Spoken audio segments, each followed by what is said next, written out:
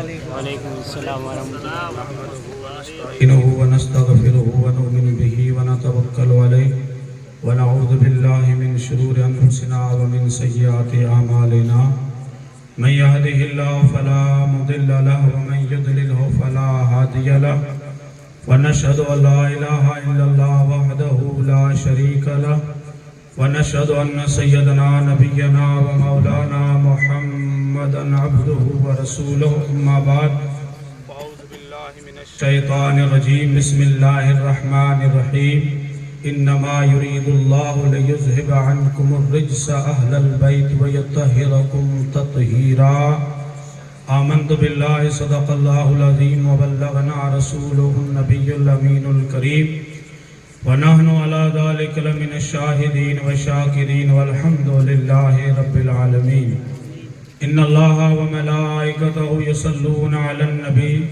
يا أيها الذين آمنوا صلوا عليه وسلموا تسليما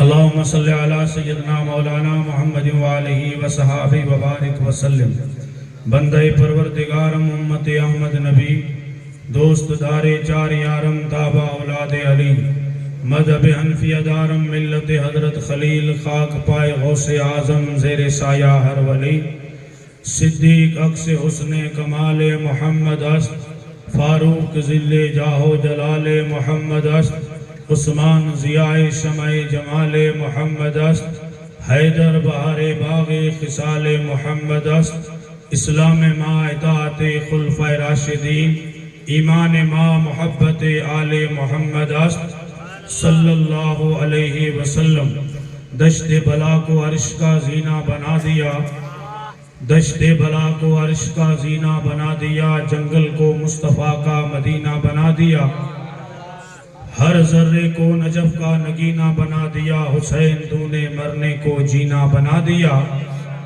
عجائب کا مظہر سمجھ میں نہیں آتا کم دماغوں کو حیدر سمجھ میں نہیں آتا بڑے تو خیر بڑے ہیں نبی کی آل کا اصغر سمجھ میں نہیں آتا نبی کی آل کا اصغر سمجھ میں نہیں آتا بلند آواز سے درود پاک کا نذرانہ پیش کریں صلی اللہ علیہ النبی الامی وآلہ صلی اللہ علیہ وسلم صلاۃ و سلام علیک یا رسول اللہ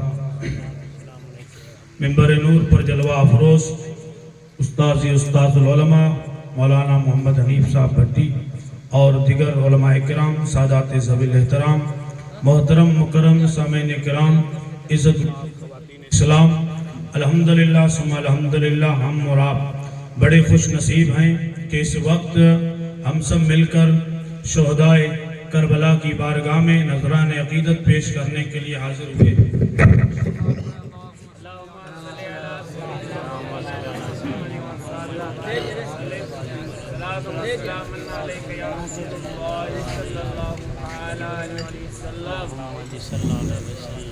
اللہم صلی علی سیدنا مولانا محمد وآلہ وصحابہ وبارک وسلم حضرات الحمدللہ کافی وقت ہو چکا ہے حضرات نے مجھ سے پیشتر عزیز القدر مولانا شکر الدین کی زبانی بہت بہترین اور لاجواب خطاب سماعت کیا میں بھی چند باتیں آپ حضرات کی خدمت میں فضائل اہل بیت کے حوالے سے عرض کرنے کی سعادت اور برکت حاصل کر رہا ہوں اللہ تعالیٰ میری زبان پہ کلمہ حق جاری فرمائے قرآن مجید کی جس آیت کریمہ کو تلاوت کرنے کا شرف حاصل کیا اس میں اللہ تعالیٰ ارشاد فرماتا ہے انما یرید اللہ لیذھب عنکم الرجس اہل البیت ویطہرکم تطہیرا اللہ تعالیٰ ارادہ فرماتا ہے کہ دور فرما دے تم سے اے اہل بیت ہر ناپسندیدہ چیز کو اور تمہیں خوب پاک اور صاف اور ستھرا کر دے یہ ارادہ اللہ تعالیٰ کا ہے اور جسے اللہ تعالیٰ پاک فرما رہا ہے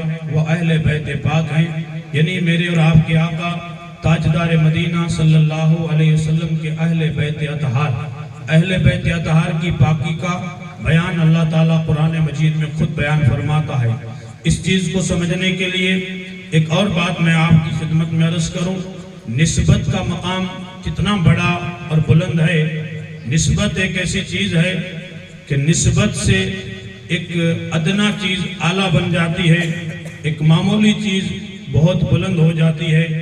جب اس کی نسبت جب کسی بڑے سے ہو جائے تو جتنا بڑا اپنی عظمت کے لحاظ سے بڑا ہوگا تو نسبت پانے والا اتنا ہی بڑا ہو جائے گا.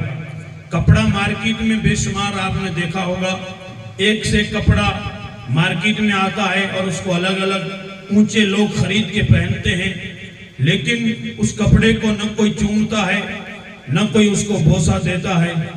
لیکن ایک معمولی سے معمولی کپڑا کم قیمت والا بھی اگر قرآن مجید کا اسے خلاف بنا دیا جائے تو ہر ایمان والا اسے بغیر وضو کے ہاتھ بھی نہیں لگاتا, بلکہ پہلے وضو کرتا ہے پھر ہاتھ لگاتا ہے پھر اسے چوم کے آنکھوں سے لگاتا ہے. واہ واہ واہ. پتھر تو دنیا میں بے شمار پائے جاتے ہیں, ہم ان پتھروں پہ چپل بوٹ پہن کے چلتے ہیں, اس کی کوئی قدر و قیمت نہیں. لیکن ایک وہ پتھر جو پتھر مسجد کی دیوار میں لگ جائے تو بغیر وضو کے ہم مسجد میں پیر بھی نہیں رکھتے, کیونکہ اس پتھر کو نسبت مل گئی ہے خدا کے گھر کی. کپڑا تو کپڑا ہے لیکن کپڑے کو نسبت مل گئی ہے قرآن مجید کی. اسی طریقے سے امتیں تو سارے نبیوں کی امتیں تھیں, اس سے پہلے انبیاء سابقین کی بے شمار امتیں تھیں, لیکن ہم جس نبی کی امت ہیں اس امت کے بارے میں یہ فرمایا گیا امتی امت مرحومہ. میرے آقا فرماتے ہیں میری امت امت مرحومہ ہے.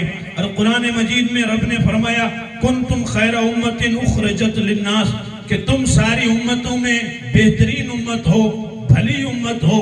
کیا مطلب؟ امت تو سارے نبیوں کی امت ہے, لیکن اس امت کو اتنا مقام ملا کیسے؟ تو کہا اس امت کو نسبت ہے نبیوں کے امام سے. جب نبیوں کے امام کی یہ امت بن گئی ہے تو اس کا مقام بھی بہت بلند ہو گیا. نسبت سے ہر چھوٹی چیز بڑی بن جاتی ہے, ہر ادنا اعلیٰ بن جاتا ہے, معمولی چیز اونچی بن جاتی ہے. جب نسبت کا یہ عالم ہے تو پھر قرابت کا عالم کیا ہوگا؟ نبی کی نسبت کا یہ حال ہے تو نبی کی قرابت, نبی کی رشتہ داری, نبی کے خون کا عالم کیا ہوگا؟ یہاں تو نسبت سے ہر چیز بلند ہو جاتی ہے. میرے نبی فرماتے ہیں فاطمہ تو بدعتم منی, فاطمہ میرے جگر کا ٹکڑا ہے. جہاں نسبت سے ایک چیز بلند ہو جاتی ہے تو فاطمہ کی عظمت کا عالم کیا ہوگا جسے نبی نے فرمایا یہ تو میرے جسم کا ٹکڑا ہے, یہ میرے جسم کا ٹکڑا ہے. سیدہ کائنات مخدومہ کائنات فاطمہ الزہرا سلام اللہ علیہا.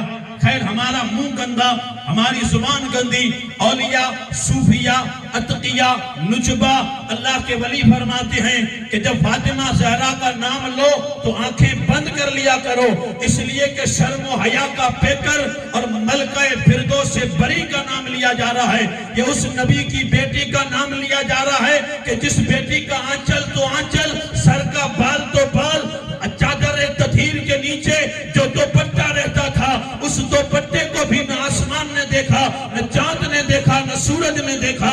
اس فاطمہ کی عظمت کا عالم کیا ہوگا؟ یہاں لوگوں نسبت کی بات ہو رہی ہے. فاطمہ کو صرف نسبت ہی نہیں, نبی نے فرمایا فاطمہ میرے جگر کا ٹکڑا ہے. نبی کے جگر کا ٹکڑا اسے فاطمہ کہتے ہیں. خیر سنیے گا, نبی جہاں آرام کرتے ہیں وہ مٹی گنبد خضرا, آپ نے ابھی 2 دن پہلے سنا تھا کہ وہ مٹی جو میرے نبی کے جسم سے لگ جائے وہ عرش اعظم سے افضل ہے. خدا کے عرش سے وہ مٹی افضل ہے جس مٹی پہ میرے اور آپ کے آقا نبیوں کے امام اس وقت آرام کر رہے ہیں. جو مٹی نبی کے جسم سے لگ جائے وہ مٹی خدا کے عرش سے افضل ہے. یار مٹی کا اتنا مقام کیسے بن گیا؟ مٹی اتنی بلند کیسے ہو گئی؟ تو کہا مٹی اس لیے بلند ہوئی کہ مٹی کو نبی کے جسم کی نسبت مل گئی. جو مٹی نبی کے جسم سے لگی ہو وہ مٹی عرش سے افضل ہو جائے تو پھر میں فاطمہ کو کیا کہوں جو نبی کے جسم سے لگی نہیں بلکہ جسم کا ٹکڑا ہے. تو مجھے کہنے دیا جائے فاطمہ کی عظمت یہ ہے کہ فاطمہ کعبے سے بھی افضل ہے اور فاطمہ جنت سے بھی افضل ہے, فاطمہ خدا کے عرش سے بھی افضل ہے. نعرہ تکبیر, نعرہ رسالت, عظمت اہل بیت مصطفیٰ. سبحان اللہ. اور مصطفیٰ جان رحمت ارشاد فرماتے ہیں، کیا فرماتے ہیں؟ فرماتے ہیں میری بیٹی فاطمہ انسانی حور ہے، میری فاطمہ انسانی حور ہے۔ انسانی حور کا کیا مطلب؟ وہ عورت جو ہر مہینے میں جس عورت کے جسم میں ایک ناپاک خون خارج ہوتا ہے، ذہن ایک جگہ رکھیے گا تاکہ میں بات سمجھانے میں کامیاب ہو جاؤں۔ حضرت سیدہ کائنات مخدومہ کائنات فاطمہ الزہرا سلام اللہ علیہا کے بارے میں میرے اور آپ کے آقا تاجدار مدینہ فرماتے ہیں میری بیٹی فاطمہ انسانی حور ہے، انسانی حور ہے۔ سمجھیے گا، انسانی حور، دنیا کی چاہے کیسی بھی عورت ہو، چاہے کتنی بڑی ہو، اس کا چاہے کتنا بڑا مقام ہو، وقت کی رابعہ بصریہ بھی ہو، لیکن کوئی بھی عورت ہو دنیا کی، اس عورت کا حال یہ ہے اگر وہ عورت امید سے نہ ہو، جوان ہو امید سے نہ ہو، تو ہر مہینے میں اسے ایک ناپاکی کا دور آتا ہے۔ زمانے کی کوئی بھی عورت مہینے کے 30 دن، سال کے 365 دن لگاتار نماز نہیں پڑھ سکتی۔ کیوں؟ اس لیے کہ مہینے میں کچھ دن ایسے آتے ہیں کہ اس دن عورت میں نماز معاف ہو جاتی ہے، نماز معاف ہو جاتی ہے، ایسا دور شروع ہو جاتا ہے۔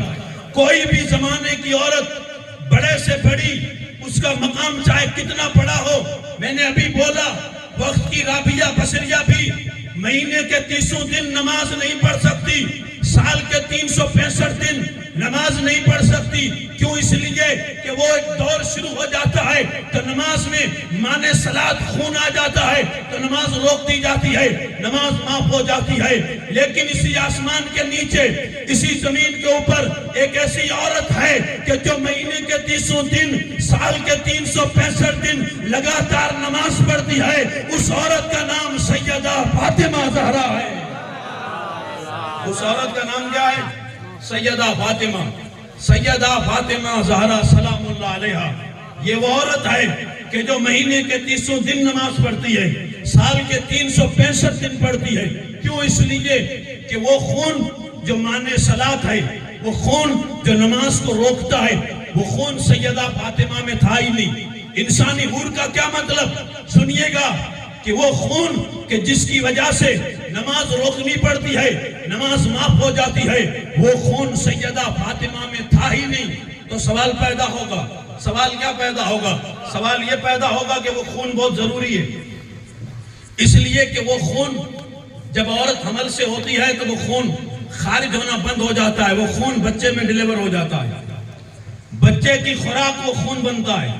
ماں کے پیٹ میں جب ماں حمل سے ہو، پیٹ میں بچہ ہو تو وہ خون خارج نہیں ہوتا، بلکہ اسی خون کو ڈیلیور کر دیا جاتا ہے ماں کے پیٹ میں رہنے والے بچے کی طرف۔ وہ بچہ اسی خون سے پرورش پاتا ہے۔ تم کہتے ہو کہ فاطمہ میں وہ خون تھا ہی نہیں، تو سیدہ فاطمہ کی 6 اولادیں ہیں، 6 اولادیں ہیں۔ حسن حسین کس کے بیٹے ہیں؟ حسن حسین فاطمہ کے بیٹے ہیں۔ شریک ہو جائیے گا، میں جملہ دے رہا ہوں کہ جملہ پھسل نہ جائے۔ واقعات بہت سنے ہوں گے، تھوڑی دیر کے یہ نکتہ سن لیجئے تاکہ اندر کی بات کھل جائے اور سمجھ میں آ جائے کہ اہل بیت گلی گلی میں کیوں کرتے ہیں۔ اس لیے کرتے ہیں کہ ہم عورت کی اولاد ہیں، اہل بیت خاتون جنت کی اولاد ہیں۔ وہ خاتون جنت کی اولاد ہیں۔ خاتون جنت ہے کون؟ کہ وہ خون بہت ضروری ہے۔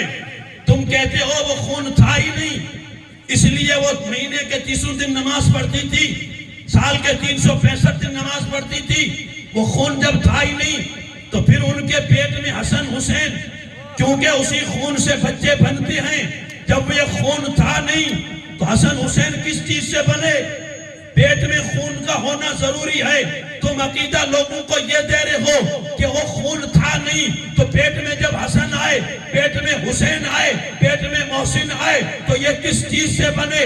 جب خون تھا ہی نہیں تو بنے کیسے؟ تو سن وہ کیا جواب دیں گے جن کے عقیدے نالی میں غرق ہو چکے ہوں۔ جواب دیا تو بریلی کی ٹوٹی چٹائی پہ بیٹھ کے سنیوں کے امام اعلیٰ حضرت عظیم البرکت مجدد دین و ملت نے ڈنکے کی چوٹ پہ کفر و شرک کیل ٹھوکتے ہوئے اعلان کیا کہ حسن حسین کے لیے خون تلاش کرنے والوں یہ خون سے نہیں بنے تو کس سے بنے؟ تو اعلان کرتے ہیں تیری نسل پاک میں ہے بچہ بچہ نور کا، تو ہے عین نور، تیرا سب گھرانہ نور کا واہ واہ واہ واہ واہ حسن حسین کے لیے خون تلاش کرنے والوں یہ خون مت تلاش کر کہ کیوں کہ تیری نسل پاک میں ہے بچہ بچہ نور کا تو ہے عین نور تیرا سب گھرانہ نور کا کہ یہ نور کی تصویریں ہیں یہ نور کی تصویریں ہیں جب نبی کی دو بیٹیاں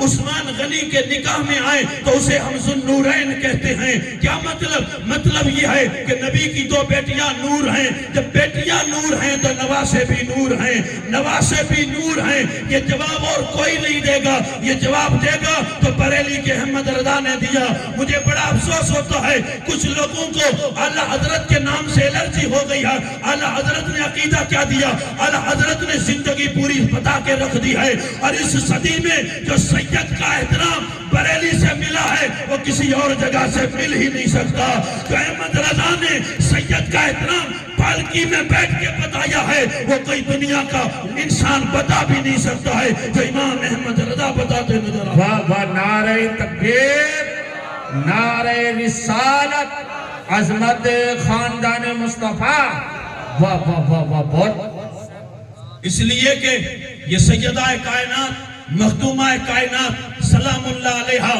حسن حسین کی ماں کا نام ہے کسی جگہ مولانا تقریر کر رہے ہیں عظمت حسین بیان کر رہے ہیں بار بار حسین ابن علی کی عظمت بار بار حسین ابن علی کا نام تو کوئی غیر مسلم کھڑا ہوا اس نے کہا مولانا بار بار حسین ابن علی کا نام تو لیتے ہو لیکن میرا سوال یہ ہے کہ دنیا میں دوسرا حسین کیوں نہیں آیا ایک ہی حسین دوسرا حسین کیوں نہیں آیا تو مولانا کا سر جھک گیا پھر تھوڑی دیر سنبھلنے کے بعد کسی بزرگ نے جواب دیا کہ دوسرا حسین ڈھونڈنے والوں دوسرا حسین آنے کے لیے دوسری ماں بھی فاطمہ چاہیے جب فاطمہ نہیں آئی تو حسین کہاں سے آئے گا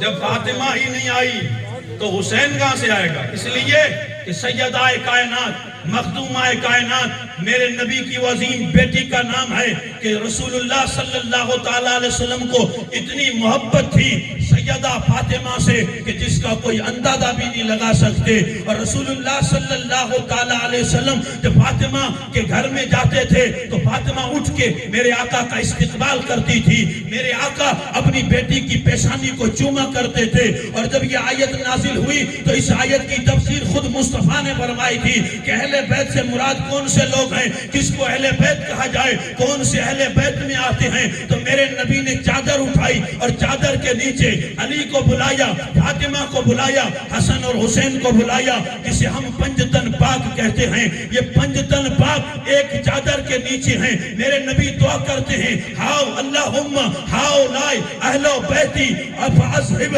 عنہم الرجس فطہرہم تطہیرا جب یہ آیت نازل ہوئی تو اللہ کے رسول نے چادر کے نیچے انہی پنجتن پاک کو بچھا کے یہ دعا کی تھی اے اللہ میرے اہل بیت یہ ہیں علی میری اہل بیت فاطمہ میری اہل بیت حسن حسین میرے اہل بیت ہیں ان سے ہر گندگی کو ہر پلیتی کو ہر ناپسند چیز کو خدا دور کر دے پتا چلا میرے آقا کے اہل بیت وہ ہیں جسے ہم پنجتن پاک کہتے ہیں علی کا تو کیا جواب کوئی نہیں دے سکتا اس لیے کہ پنجتن پاک میں بھی علی ہے چار یار میں بھی علی ہے خیبر میں بھی علی ہے خندق میں بھی علی ہے بدر میں بھی علی ہے احد میں بھی علی ہے کعبے میں بھی علی ہے مسجد میں بھی علی ہے کسیرہ میسر نشد عیسادت بکعبہ ولادت بمسجد شہادت پتھر کا دل فولاد کا جگر سب پارا پارا ہوتا ہے نام علی کا لیتے ہیں تو میدان ہمارا ہو سبحان اللہ نعرہ تکبیر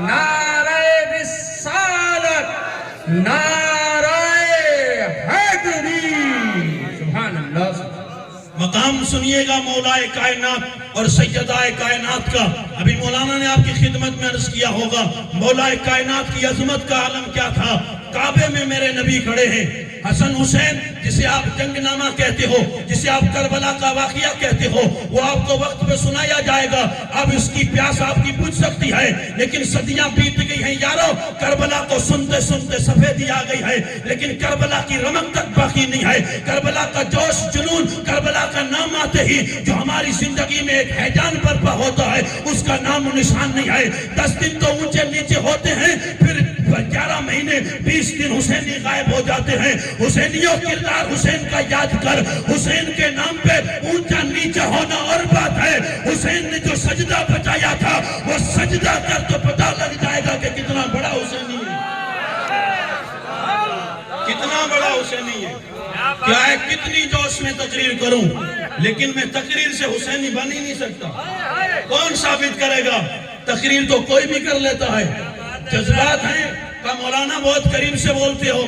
ہاں مولانا سے بولتا ہے. پہلے تو ایسے روز بولتا ہوں, آج تو میرے استاد بھی بیٹھے ہیں, کرنٹ قریب سے مل رہا ہے. ویسے حقیقت حال سے عرض کر رہا ہوں الحمدللہ. بڑی بات تو نہیں کرتا ہوں, ان بزرگوں کا فیضان ہے اور انہی کی دعاؤں کو لے کے آپ کے سامنے بولا کرتے ہیں. اور یہ کون ہے؟ یہ وہ ہیں جنہیں مامون شاہ جیلانی نے پھیلائی تھی. انہی کی دعاؤں کا صدقہ ہے یہ سفید داڑھی والا بابا قریب میں بیٹھا ہے, ورنہ دور سے آتی ہے لائٹ, آج تو قریب سے جڑا ہوا ہے کنیکشن. اس لیے آپ کہیں جذبات ہی نہ سمجھیے گا. حسین کا کردار, حسین کی زندگی, میرے دوستوں کون کیا سمجھے گا کہ کربلا کا واقعہ کیوں ہوا تھا, کربلا میں کیوں جنگ لڑی گئی تھی, کربلا میں کیوں گلے کاٹے گئے تھے, کربلا میں کیوں بچے قربان کر دیے گئے تھے. نہ مسجد میں نہ بیت اللہ کی دیواروں کے سائے میں نماز اس ادا ہوتی ہے تلواروں کے سائے میں. عجیب فلسفہ ہے, ہمیشہ سنتے ہیں. سنیے میں مولا کائنات کو بیان کروں. کبھی نہیں بولتا, آج بولتا ہوں, تھوڑا سبحان اللہ بولیے. اس لیے کہ مجھے بھی پتہ لگے کہ کربلا کو سننے والے یہاں زندہ دل لوگ بیٹھے ہیں, یا کربلا کے شہدائی بیٹھے ہیں, یا سچے حسینی بیٹھے ہیں. یہ اونچے نیچے ہونے والے نہیں ہیں, یہ واقعی حسینی ہیں. یہ چوکھا کھانے والے حسینی نہیں, یہ سجدہ کرنے والے حسینی ہیں. ثابت کر دو دنیا میں کہ چوکھا بھی کھاتے ہیں, وقت آئے تو سجدہ بھی کرتے ہیں, تاکہ دنیا کو پتہ لگ جائے کھاتے بھی ڈھنگ سے ہیں اور نماز بھی ڈھنگ سے پڑھتے ہیں. ثابت ہو جائے. الحمدللہ کعبے میں کھڑے میرے آقا تاجدار مدینہ, فتح مکہ کا دن ہے. آقا دو جہاں صلی اللہ علیہ وسلم کو حضرت علی کہتے ہیں یا رسول اللہ, وہ اونچا بت پڑا ہے, اسے گرانا ہے, اسے ختم کرنا ہے, میرے کندھوں پہ آپ چڑھ جائیے. میرے آقا کو حضرت علی عریضہ پیش کرتے ہیں, یا رسول اللہ میرے کندھوں پہ چڑھ جائیے اور بت گرا دیجئے. تھوڑا اونچا تھا, ہاتھ نہیں ظاہر اعتبار سے پہنچ رہا تھا. میرے آقا نے فرمایا کہ نہیں علی, میں تیرے کندھے پہ قدم نہیں رکھوں گا. کیوں؟ اس لیے کہ علی آج میں بیٹھتا ہوں, تو میرے کندھے پہ چڑھ جا. علی تو مصطفیٰ کے کندھے پہ چڑھ جا. واقعی دو ہیں اور دونوں کو ملا کے بولوں گا تو دو آدمی کی فضیلت سمجھ میں آئے گی. ایک ہجرت کا واقعہ ہے اور ایک یہ کعبے کی صفائی کا واقعہ ہے. کعبے میں علی کہہ رہے ہیں یا رسول اللہ میرے کندھے پہ قدم رکھ کے آپ کھڑے ہو جائیے, لیکن مصطفیٰ منع کرتے ہیں کہ علی میں تیرے کندھے پہ قدم نہیں رکھوں گا, تو تیرا قدم میرے کندھے پہ رکھ کے کھڑا ہو جا. اور ہجرت کی رات کیا تھا, ابو بکر نے کہا یا رسول اللہ میرے کندھوں پہ سوار ہو جائیے. وہاں مصطفیٰ ابو بکر کے کندھے پہ بیٹھ گئے, یا علی کے کندھے پہ نہیں بیٹھے. ذہن یہ دے رہے تھے کہ جس نے نبی کی ظاہری زندگی میں بوجھ نبوت اٹھایا ہو, کسی کی ہمت نہیں کہ نبی کے بعد وہ بوجھ خلافت اٹھا لے. یہ صدیق نے وہیں سے سبق لے لیا تھا کہ مصطفیٰ کو کندھوں پہ بٹھایا ہے اور غار ثور کی بلندیاں چڑھ رہے ہیں. یہاں حضرت علی ہیں, حضرت علی کہاں پہ ہیں, مصطفیٰ کے کندھوں پہ کھڑے ہوتے. آدمی بیٹھے گا, پھول تو تھا نہیں, اس لیے کہ ڈائریکٹ تو آدمی کے کندھے پہ آدمی چڑھ نہیں سکتا, تو پہلے مصطفیٰ بیٹھے ہوں گے. کالی اب آ جاؤ. علی نے دونوں قدم رکھے, کہاں؟ مصطفیٰ جان رحمت کے کندھوں پہ. اب مصطفیٰ آہستہ آہستہ کھڑے ہو رہے ہیں, نبی کھڑے ہو رہے ہیں. اب کیا ہو رہا ہے؟ نبی بلند ہو رہے ہیں, علی نبی بلند کر رہے ہیں اور علی بلند ہو رہے ہیں. نبی اونچا کر رہے ہیں, علی اونچے ہو رہے ہیں. میں کہوں میں تقریر سے اونچا کر لوں گا, کوئی کہے میں اتنا ذکر کرتا ہوں تو علی, یہ تو میرے دوستو ہاتھ پیر مارتے ہیں, باقی کوئی حق ادا نہیں کر سکتا. اس علی کا میں کیا ذکر کروں جسے خدا کے سب سے بڑے گھر میں نبی اٹھا رہے ہیں, اور جب اٹھ گئے اور جو کام تھا وہ کام کر دیا, بت کو گرا دیا. مولا کائنات شیر خدا علی المرتضی رضی اللہ تعالیٰ عنہ نبی کے کندھے سے نیچے اترے اور غور سے تعجب میں ہیں. میرے نبی نے فرمایا علی کس بات کا تعجب کر رہے ہو؟ میرے آقا تعجب اس بات کا ہو رہا ہے کہ جب میں تمہارے کندھے پہ کھڑا ہوا تو میرا ہاتھ عرش الہی سے جا کے لگا تھا, میرا ہاتھ گرے 7 آسمان تو یہ پڑے ہیں. علی کہتے ہیں میرا ہاتھ عرش تک پہنچ گیا تھا, میں چاہتا تو کھینچ کے عرش کو نیچے لاتا, پھر بھی میں وہاں سے نیچے آیا, مجھے چوٹ نہیں لگی. تو میرے نبی نے فرمایا علی تجھے بلند کرنے والے نبی تھے اور تجھے اتاروانے جبریل امین تھے. نعرہ تکبیر, نعرہ رسالت, عظمت شان مولائے کائنات, نعرہ تحقیق, نعرہ حیدر. علی کہاں ہیں؟ علی نبی کے کندھے پہ ہیں. نبی نے فرمایا تجھے اٹھایا نبی نے تھا اور تجھے اتارا جبریل امین نے ہے. ایک اور منظر پیش کروں, فضیلت سن رہے ہو؟ ہاں میرے دوستو آئیے, مسجد نبوی ہے, میرے نبی جمعہ کا خطبہ دے رہے تھے. دوران خطبہ امام حسین مسجد میں آتے ہیں, اور جیسے ہی مسجد میں امام حسین آتے ہیں تو میرے نبی نے خطبہ چھوڑ دیا, اور خطبہ چھوڑنے کے بعد کیا کیا, میرے نبی آگے بڑھے اور آگے بڑھ کے امام حسین کو اٹھایا. امام حسین نبی کے کندھے پہ نظر آئے, حسین نبی کے کندھے پہ نظر آئے. اب معاملہ کیا ہے, نبی مسجد نبوی کے منبر پر ہیں. تو ایسا نظر آ رہا ہے ویسے دیکھنے میں تو ایک منبر ہے اس میں نبی کھڑے ہیں, لیکن مجھے 2 منبر نظر آ رہے ہیں. ایک وہ منبر جس پہ نبی کھڑے ہیں, دوسرا وہ منبر جس پہ حسین کھڑے ہیں. نبی کا منبر مسجد نبوی کا منبر تھا, حسین کا منبر مصطفیٰ کا کندھا نظر آ رہا تھا. بہت اچھے. کون کیا کسی کو گرانے کی جرت بھی کر سکتا ہے؟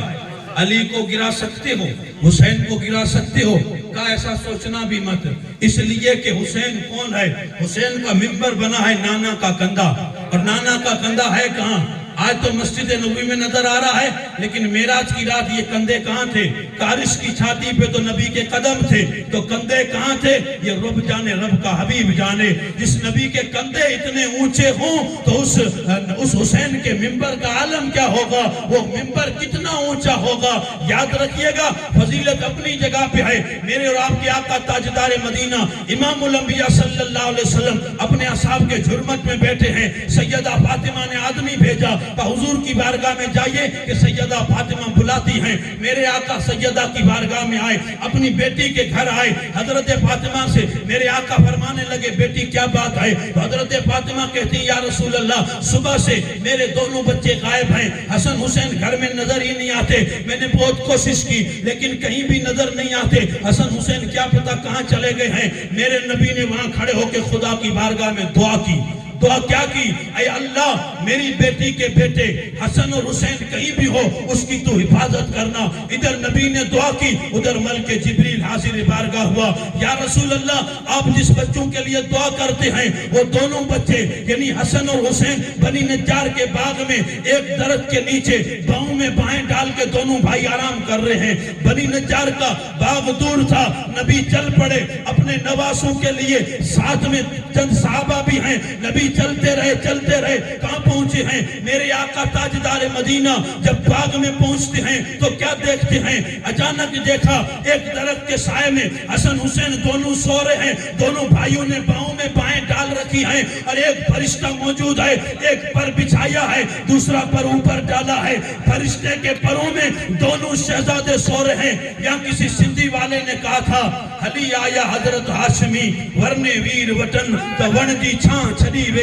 سججے سببن ملک جبریل اچی چھان کئی, پنجے سان پرن پر وکھیڑے ویٹھو متھے امامن, نرمل جاگا یس نند مات نانا نانا کن, اتی ویٹھا ہنج میں کر گھوٹ چڑی گوڈن, سرور ستروں ننیوں متھے لاؤں لالوں لبن, پائے گل گرا چڑیوں ننیوں تے بچھن محبوبن. وہ مہم مدینے میں آیا مرکی سے ماغن, وہ حاضر ہوا ہے کاندھ میں چادر میں بچون, وہ عرض آری سر جا من سارا صاحب پون, باندی پنے پینار کنا پنجتن, بچو پنجتن ہے مجھا دم پجن, جاؤ سلوات حضرت رسول نبی کریم تے لکھ لکھ دائیں مدرود. اللهم صل على سيدنا ومولانا محمد وبارك وسلم صلاة وسلام عليك يا اللهم رسول صل على سيدنا الله مولانا محمد كما تحب ترضى بأن تصلي عليه صلاة وسلام عليك یا رسول اللہ. میرے آقا تشریف لاتے تو کیا دیکھا یہی ہے میرے آقا تاجدار مدینہ صلی اللہ علیہ وسلم نے کہ دونوں شہزادے سو رہے ہیں.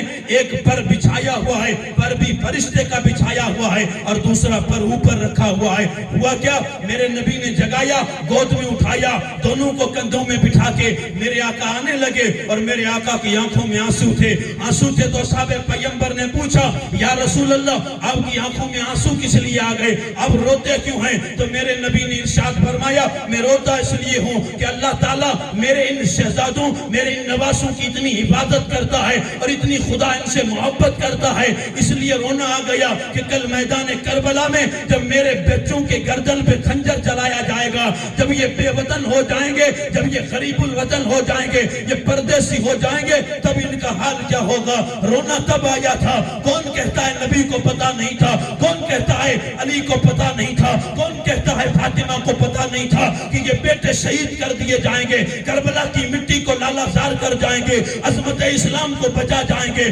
قرآن کی حفاظت کر جائیں گے. نبی کو بھی پتا تھا, علی کو بھی پتا تھا, فاطمہ کو بھی پتا تھا. کسی موڑ پہ یہ دعا نہیں کی کہ مولا میرے حسین کو بچا لے, میرے حسین کی حفاظت کر لے. کسی موڑ پہ دعا نہیں کی. حدیث میں اٹھا کے دیکھو, جہاں بھی دعا ہے تو یہی دعا ہے, اللہم آت الحسین اجرا و صبرا. میرے اللہ حسین کو اجر بھی دینا, حسین کو صبر بھی دینا, حسین کو اجر بھی دینا, حسین کو صبر بھی دینا. کیوں پتا تھا کہ یہ وہی حسین ہے کہ دشت بلا کو عرش کا زینہ بنا دیا, جنگل کو مصطفیٰ کا مدینہ بنا دیا, ہر ذرے کو نجف کا نگینہ بنا دیا. حسین تو نے مرنے کو جینا بنا دیا, حسین تو نے مرنے کو جینا بنا دیا. زندگی اور موت کا فلسفہ میں اور آپ دیکھتے ہیں کہ موت آئے گی تو مر جائیں گے. موت سے کوئی نہیں مرتا.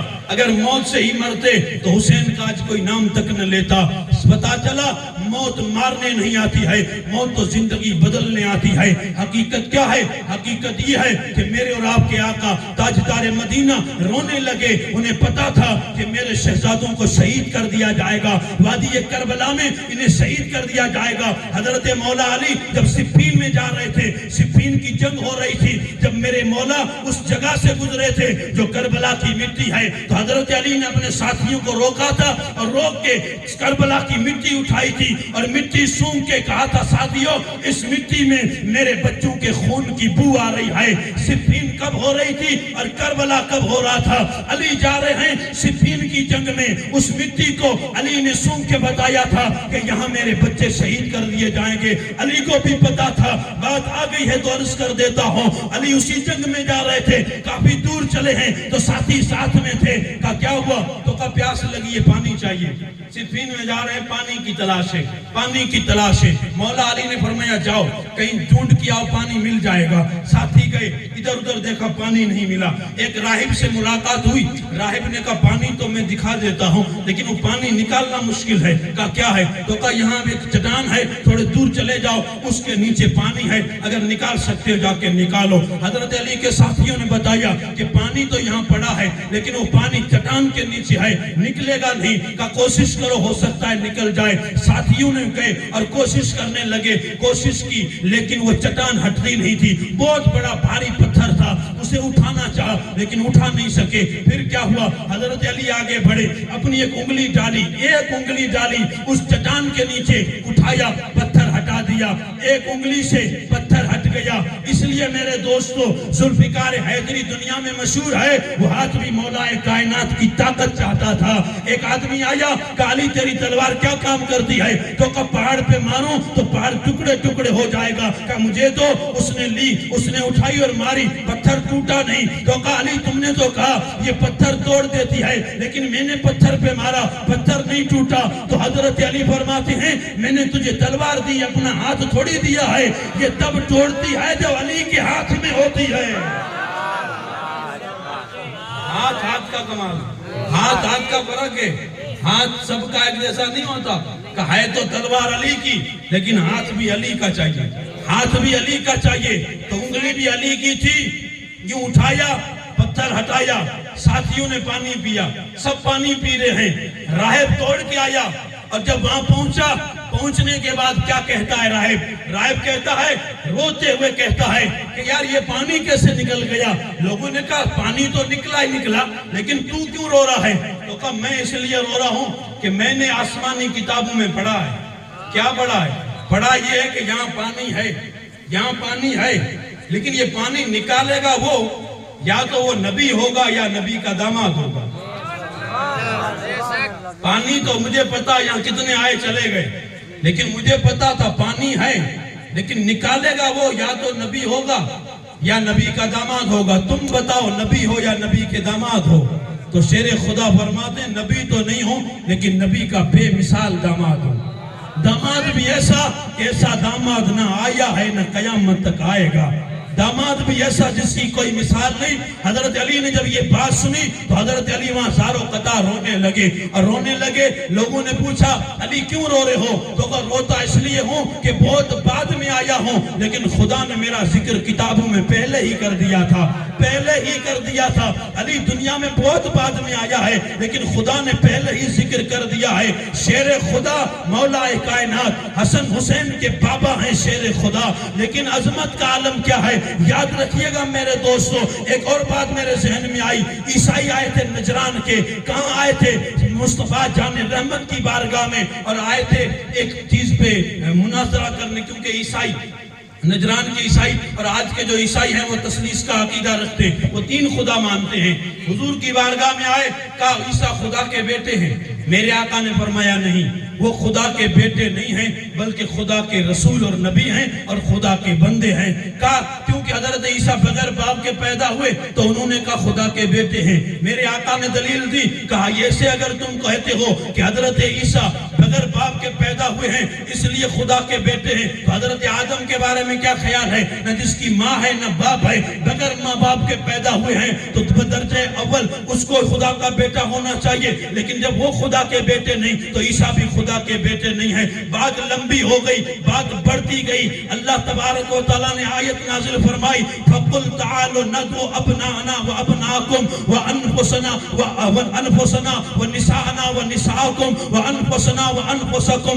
فَنْسُمَّ نَبْتَهِلْ فَنَجْعَلْ لَعْنَةَ اللَّهِ عَلَى الْكَاذِبِينَ اے حبیب ان سے کہہ دو کہ تم بھی آؤ ہم بھی آتے ہیں تم بھی اپنے بیٹے لاؤ ہم بھی اپنے بیٹے لے کے آتے ہیں تم بھی اپنی عورتیں لے کے آؤ ہم بھی اپنی عورتیں لے کے آتے ہیں تم خود آؤ ہم خود آئیں اور پھر مباہلہ کرتے ہیں جو جھوٹا ہوگا اس پہ خدا کی لعنت برسے گی عیسائیوں نے کہا ٹھیک ہے اب بات یہ میں بتانا چاہتا ہوں وہ یہ ہے کہ میرے اور آپ کے آقا تاجدار مدینہ نے یہ کہا تھا قرآن مجید کی روشنی میں کہ تم بھی آؤ ہم بھی آتے ہیں اپنی عورتیں لے کے آؤ ہم اپنی عورتیں لے کے آتے ہیں تم اپنے بیٹے لے کے آؤ ہم اپنے بیٹے لے کے آتے ہیں اس مقام پر میرے آقا نے بیٹوں میں کس کو لیا تھا حسن اور حسین کو بلایا میرے آقا تاجدار مدینہ کے 3 بیٹے تھے بچپن میں انتقال ہو گیا یہاں حسن حسین کو بلایا حسن حسین بیٹی کے بیٹے ہیں یعنی نواسے حضور فرماتے ہیں یہ میری بیٹی کے بیٹے ہیں یہ میرے ہی بیٹے ہیں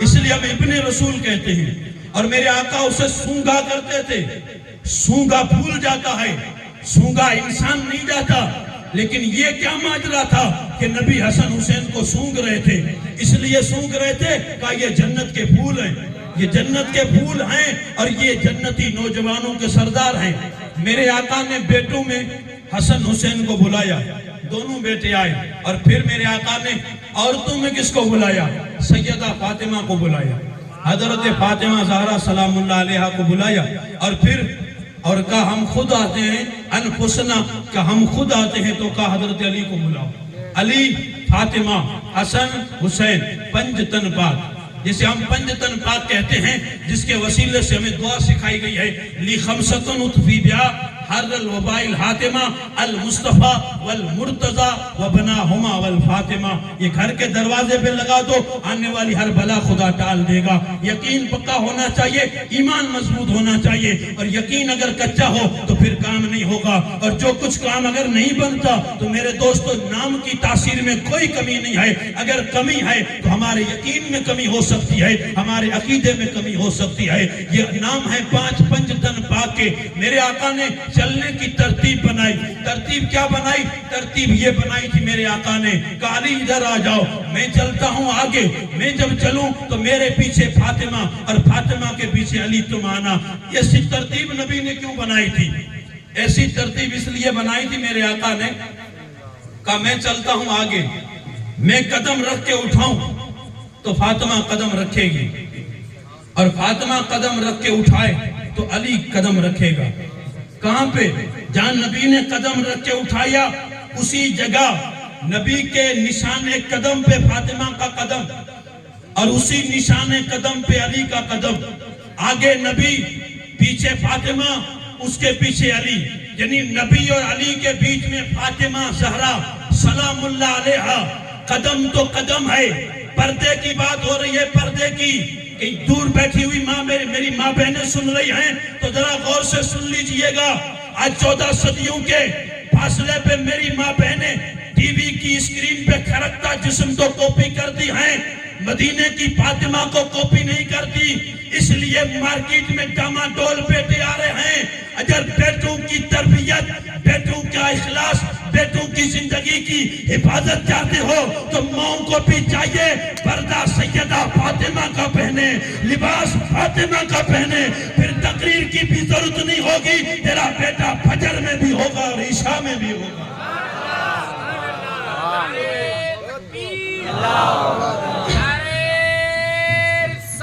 یا رسول اللہ.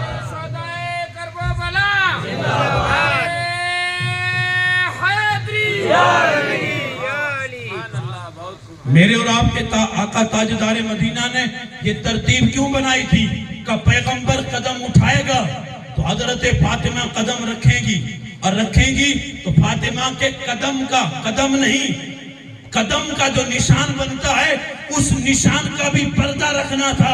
اس لیے علی سے کہا علی جیسے ہی اٹھائے تو تو اپنا قدم رکھ دینا تاکہ میری بیٹی کے نشان قدم کا بھی پردہ ہو جائے اور امت کی عورتوں کو سبق مل جائے کہ قیامت کی صبح تک آنے والی کلمہ پڑھنے والی ساری ماں بیٹیوں کے لیے اگر آئیڈیل ہے تو امریکہ کی ہیروئن نہیں، مدینے کی فاطمہ زہرا ہے، نبی کی بیٹی ہے، سیدہ کائنات ہے.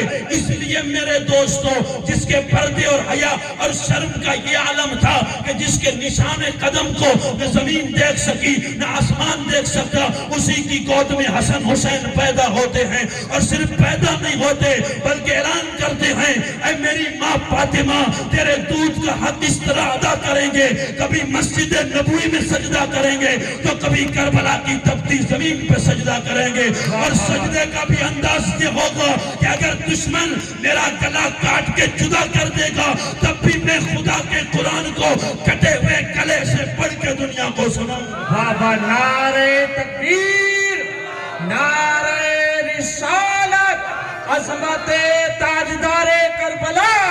سبحان اللہ، سبحان اللہ. بہت اچھے. اور ایسے ہی کوئی قرآن سنا لے گا. حالانکہ ایک حقیقت ہے، اس حقیقت کو دنیا بھلا نہیں سکتی. مالیہ کے غیرت مند سنی مسلمانوں، ابھی تازہ واقعہ ہے، سویڈن کی سرزمین پر عید کے دن ایک دشمن نے خدا کے قرآن کے نسخے کو آگ لگا دی.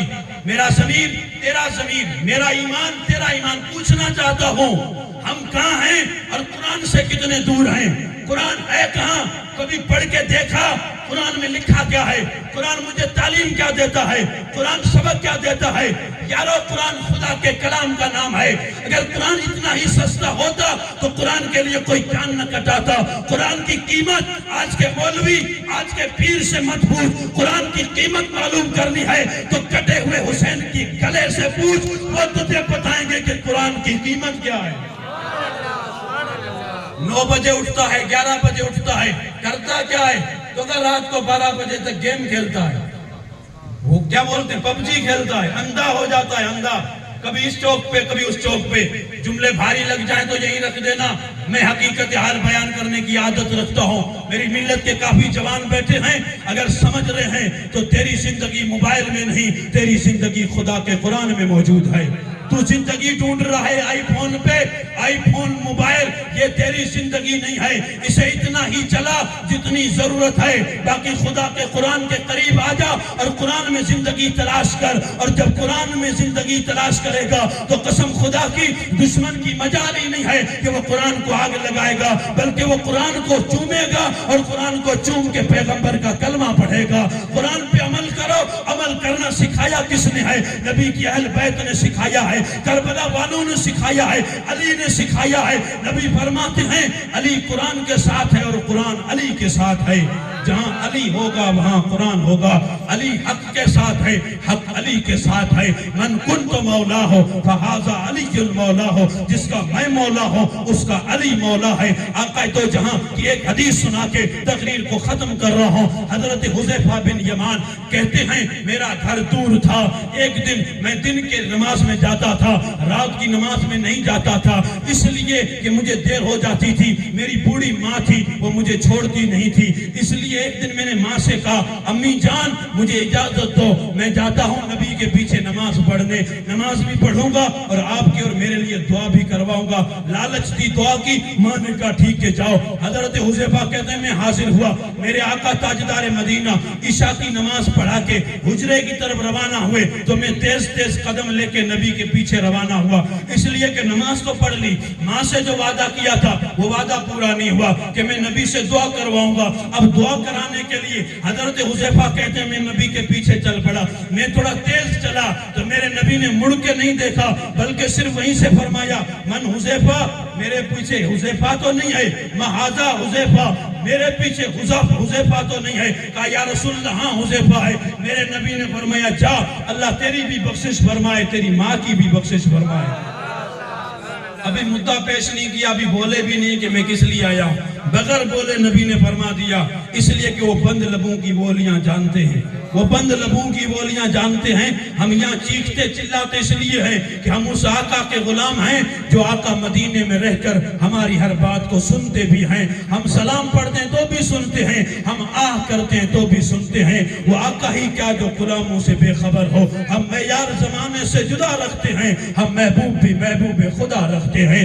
یہ مصطفیٰ جان رحمت اور حضرت حذیفہ سے میرے آقا فرماتے ہیں حذیفہ سن، ابھی میرے پاس ایک فرشتہ آیا ہے، ابھی ایک فرشتہ آیا ہے اور دو کام کرنے آیا ہے، پہلی بار آیا ہے اور دو کام کرنے آیا ہے۔ کیا کام کرنے آیا ہے؟ سب سے پہلا کام یہ کہ وہ فرشتہ آج مجھے سلام کرنے آیا ہے، پہلی بار آیا ہے، اللہ سے اجازت لے کے آیا ہے، مجھے سلام کرنے آیا ہے۔ پہلی بار لوگوں بہت سارے لوگ نبی کو سلام کرنے سے منع کرتے ہیں، نبی کو سلام کرنے کے لیے کائنات کا کلیجہ دھڑکتا ہے، نبی کو سلام کرنے سے مت روکا کریں، لوگ جو روکتے ہیں منع کرتے ہیں وہ نہ سمجھ آئیں۔ میرے نبی کی بارگاہ میں فرشتہ کا پہلی بار آیا ہے، ایک تو مجھے سلام کرنے آیا ہے، دوسرا یہ کہنے آیا ہے کہ حبیب خدا فرماتا ہے کہ فاطمہ آپ کی بیٹی جنتی عورتوں کی سردار ہے، حسن حسین جنتی جوانوں کے سردار ہیں، فاطمہ عورتوں کی سردار ہے، حسن حسین جوانوں کے سردار ہیں۔ جو جنت کے بھی مالک اور جنت کے جوانوں کے سردار ہیں،